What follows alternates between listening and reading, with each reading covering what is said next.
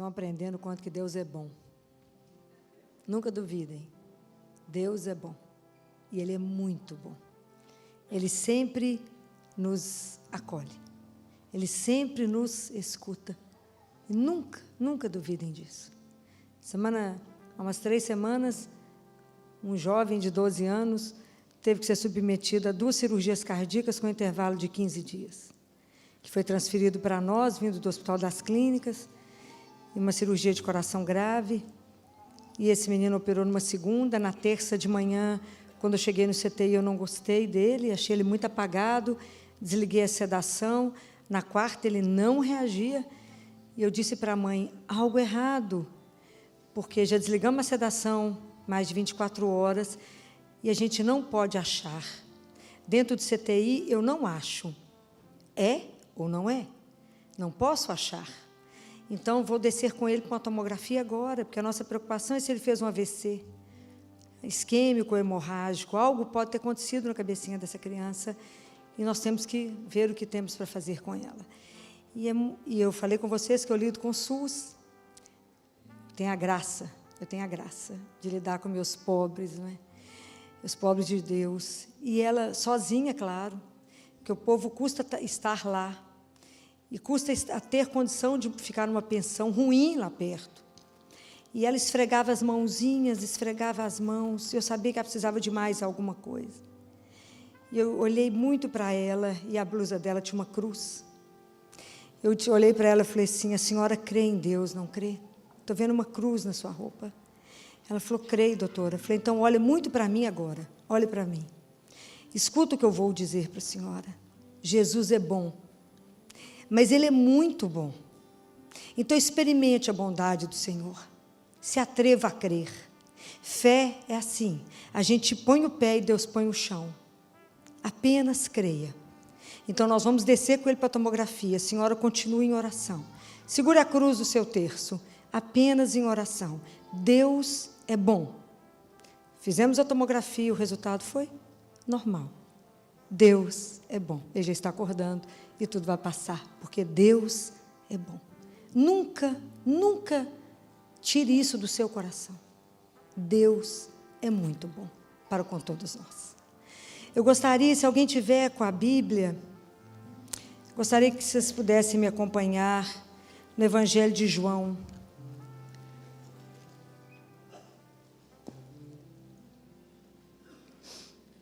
Capítulo 2, sobre as núpcias de Caná. No 3º dia houve um casamento em Caná da Galileia e a mãe de Jesus estava lá. Jesus foi convidado para o casamento e seus discípulos também. Ora, não havia mais vinho, pois o vinho do casamento havia acabado. Então a mãe de Jesus lhe disse, eles não têm mais vinho. Respondeu-lhe Jesus, que queres de mim, mulher? Minha hora ainda não chegou. Sua mãe disse aos serventes, fazei tudo o que ele vos disser. Havia ali 6 talhas de pedra para a purificação dos judeus, cada uma contendo de 2 a 3 medidas. Jesus lhes disse, enchei as talhas de água. Eles as encheram até a borda. Então lhes disse, tirai agora e levai ao mestre-sala. Eles levaram. Quando o mestre provou a água transformada em vinho, ele não sabia de onde vinha, mas o sabiam os serventes que haviam retirado a água. Chamou o noivo e lhe disse, todo homem serve primeiro o vinho bom, e quando os convidados já estão embriagados, serve o inferior. Tu guardaste o vinho bom até agora. Esse princípio dos sinais, Jesus o fez em Caná da Galileia e manifestou a sua glória, e os seus discípulos creram nele. Depois disso, desceram a Cafarnaum, ele, sua mãe, seus irmãos e seus discípulos, e ali ficaram apenas alguns dias. Palavra da salvação. O que tem me chamado a atenção hoje? Eu que trabalho com famílias há tantos anos, dentro do consultório, né? Que hoje as famílias estão vivendo uma época de famílias mais adoecidas. As famílias têm ficado mais doentes. Acho que tem vivido aquilo que eu falei, uma era de muita informação, de pouca formação. e as famílias sobrecarregadas por pressões. Então, hoje as crianças nascem, eu brinco que elas nascem, e elas quase já têm uma obrigação que os pais têm que levar à Disney. Então, os pais têm que trabalhar loucamente. A minha mais jovem, que foi para a Disney, cliente, tinha 6 meses. Falei, ela ir para a Disney ou ir para um parque de Belo Horizonte, está tudo certo, não sabe nem onde é que está. Mas os pais ficam numa pressão, porque elas têm que mostrar. Então, os pais entraram num ritmo de trabalho, tão alucinado, marido e mulher correndo o dia inteiro, e alguém cuidando dos filhos.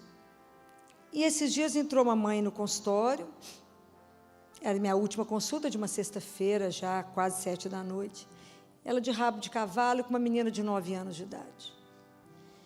E eu olhei a menina, estava pequenininha, magrinha, e ela começou, ela falou, filho, eu vim só para a rotina. Falei, mas vamos falar? De quem é essa menina? Porque um exame médico é uns 5 minutos. E hoje a minha grande preocupação, como pediatra, é ajudar os pais, porque pediatria é a única profissão que constrói, junto com os pais, quem vai ser o menino e aquela menina? Que homens serão? Que mulher será? E a minha grande preocupação hoje não é mais a estrutura física das crianças, mas a estrutura mental, a estrutura emocional e a estrutura espiritual. Então, hoje, tanto o pediatra como a igreja, hoje a nossa preocupação é como formar essas pessoas. E eu penso, como é que esse menino, essa menina vai estar de pé diante de um caixão de um pai e de uma mãe e seguir a vida? Como é que eu vou deixar essa pessoa de pé, inteira? E dentro delas eu tenho uma preocupação imensa com a estima. A pessoa tem que olhar no espelho e falar que espetáculo que eu sou. Mas não para que isso sirva para ela pisar em alguém, mas para ela ter segurança daquilo que ela é. E achei a menina com umas atitudes inseguras. Pediatra é terrível, né? Que a gente bate o olho. E eu fui observando, a mãe falou, não come. E ela está brava, ela está nervosa, ela está dormindo. E eu falei, que hora que a senhora sai de casa? Eu tenho que sair antes das 7. Quem fica com as crianças? Quem arruma os meninos para ir à escola? Qual é a dinâmica da casa? Muito bem. No fritar dos ovos, eu falei, o seu marido está aí? Ele está com as outras 2 lá embaixo, doutora Filópolis, não queria tumultuar. Falei, pode mandar chamar. Todo mundo aqui dentro do consultório. Imagina o que o pediatra faz dentro do consultório. Eu falei com a minha secretária, fica com as 3, porque a conversa agora é de 3, do lado de cá. Falei com ele, qual a maior empresa que você tem na vida? Minha família. E está investindo o que é nela? Falei com a mulher, qual é a maior empresa que você tem na vida? Minha família, doutora. Está investindo o que nela? Então, vocês vão me perdoar por tudo que eu vou dizer. Já começa a falar, já peço perdão de início. Porque a situação está péssima. Falei, a senhora usa rabo de cavalo porque aquelas mulheres que não têm tempo de cuidar de um cabelo, toma banho e sai doida correndo, prende o cabelo. Eu estou falando mentira? Não, doutor Filó, porque não dá tempo. Aí eu faço questão de levá-las para almoçar, tenho certeza. Presta atenção se o almoço não é assim. Os meninos sentados para almoçar, a senhora batendo no relógio. Corre, come depressa, olha o trânsito, nós temos que chegar rápido. Senão nós vamos perder a escola. Isso, como é que os meninos vão comer? Vai ser tudo magro, porque como é que você come sob pressão? Não come? Aí leva os meninos para a escola. Alguém busca os meninos. Chega de noite, hoje em dia o para casa é para a casa, né? Não sei se aqui em Maringá, sim, mas quem faz o para casa hoje são os pais. A minha guerra de alguns psiquiatras é acabar com o para casa. A criança tem que aprender dentro da escola e não fora da escola. Porque as famílias estão escravizadas, as relações estão péssimas, e aí quando chega em casa, aquele estresse, todo mundo cansado, pai e mãe, e tem que ensinar para casa. Anda, menino, você tem que aprender, menino, o menino morto. Anda, você também é burro, você não aprende. E vai virando aquela confusão, aí leva no neurologista, leva no psiquiatra, e tarja preta nos meninos. Ritalina nas crianças, porque os meninos estão quietos. Pois o menino quer brincar, quer correr, está morto, ele quer conviver com o pai e a mãe, ele quer abraçar, ele quer contar o que aconteceu na escola. Fica quieto, calado, faz o para casa. E tem a pesquisa tal, ele não estudou, não sei o quê. Eu estou falando alguma mentira, porque lá em Belo Horizonte é desse jeito. Aí deita o casal, morto, um está podendo olhar para o outro que quer matar. Eu falei com eles assim, qual que foi o dia que vocês deram um beijo, mas um beijo para valer? Na lua de mel, provavelmente. Vida sexual, vou falar com vocês, não está existindo, né? Porque se existe, faz depressa, porque amanhã tem que levantar cedo, é pouco tempo para dormir. Estou falando alguma mentira?